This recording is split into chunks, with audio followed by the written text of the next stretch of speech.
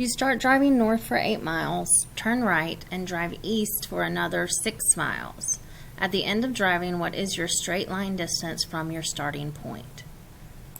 So in order to solve this one, you want to draw a picture, and you're going to want to remember directions for this because we need to know north, east, and all that. So I like to always start these type of problems by drawing a compass. So north is up and south is down. All right. East. Nope. Never eat slimy worms. West is this way. Never eat slimy worms. I know that there's a bunch of different things for that. So we're going to draw a picture. Here's your starting point. You're going to drive north for 8 miles. So let's label this distance 8 miles. Then you're going to turn right and drive east for 6 miles. So take a right and go east for 6 miles. At the end of driving, what is the straight line distance to your starting point? So we want to know the distance of this diagonal here. So we're looking for the hypotenuse. And these problems are what you're going to see on your Delta Math practice. So we have the legs, we'll square them and add them together, and that will help us find c squared. So 64 plus 36, and that gives us 100 equals c squared. So the square root of 100 equals c, so that means that c equals 10 miles. So the distance would be 10 miles for the diagonal, the distance from the end point to the starting point. So on those, you want to make sure you're writing a picture and then solving.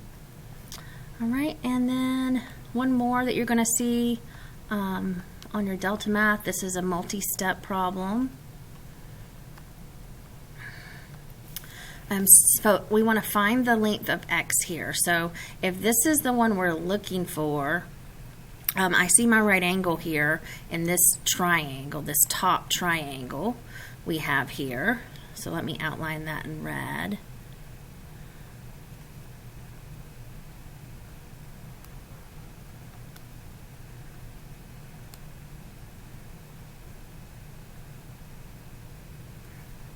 So this is a leg that we're looking for, and we're given the other leg.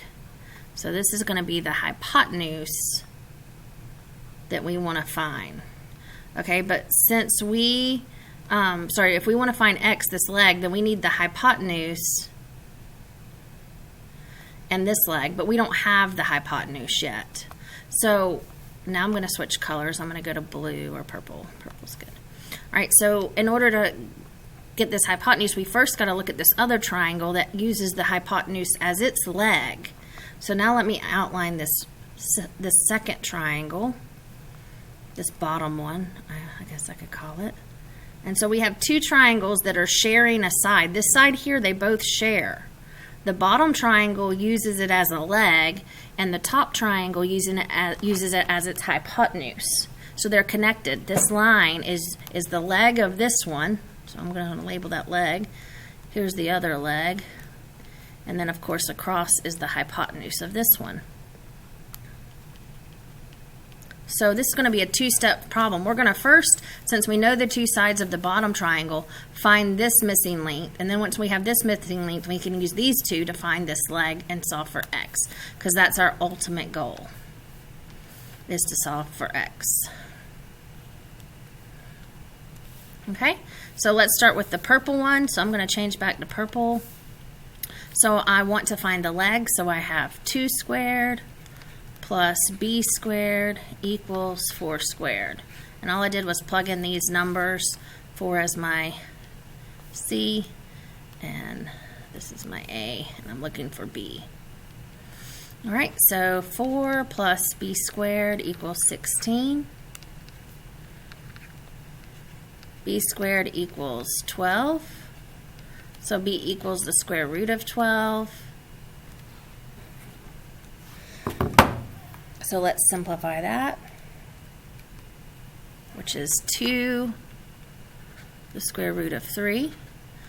All right, so I'm going to put 2 square root of 3.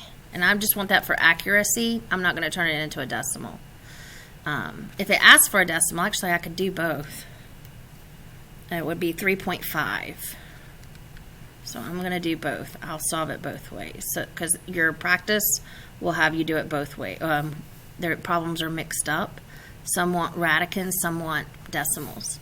All right, so now I know this hypotenuse is 2 root 3 of this top red triangle, or 3.5. So now I can use that to solve a leg.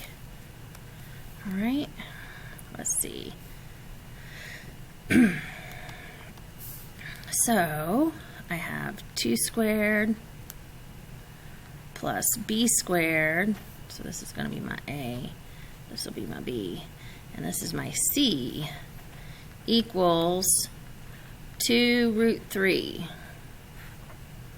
So 4 plus b squared equals 2 root 3. Subtract 4. Ooh. So b squared equals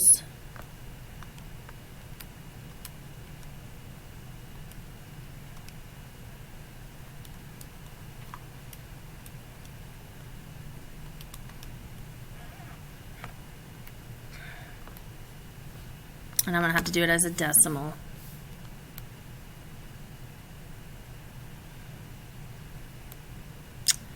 Yep.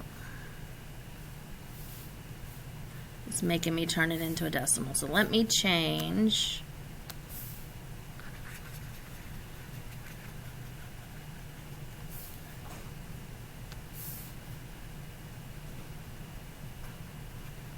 this to 3.5.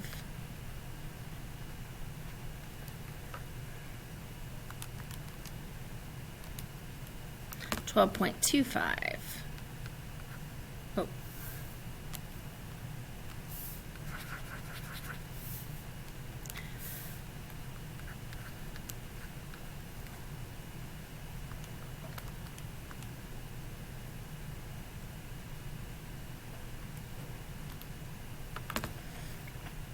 All right, subtract 4. So b squared equals 8.25.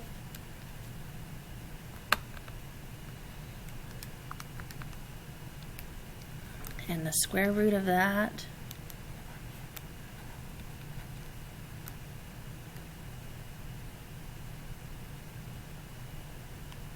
I don't know why I put 4. Sorry guys, I'm messing up a lot.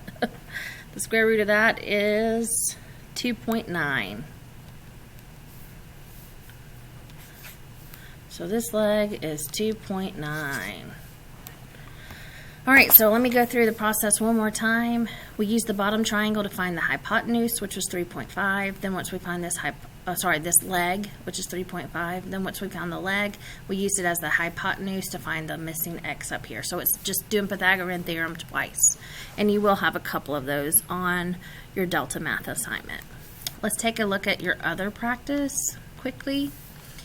For 1 through 6, you're just telling if it creates a right triangle, an obtuse triangle, or a acute triangle. So plug these into your formula and then show me if you get equals, greater than, or less than, and then tell me the type. 7 and 8, you're just proving if it is a right triangle or not by filling in like we did on the notes. And then 9 through 12, you have word problems. Draw a picture and then solve. Make sure you include units. All right, if you have any questions, you can message me.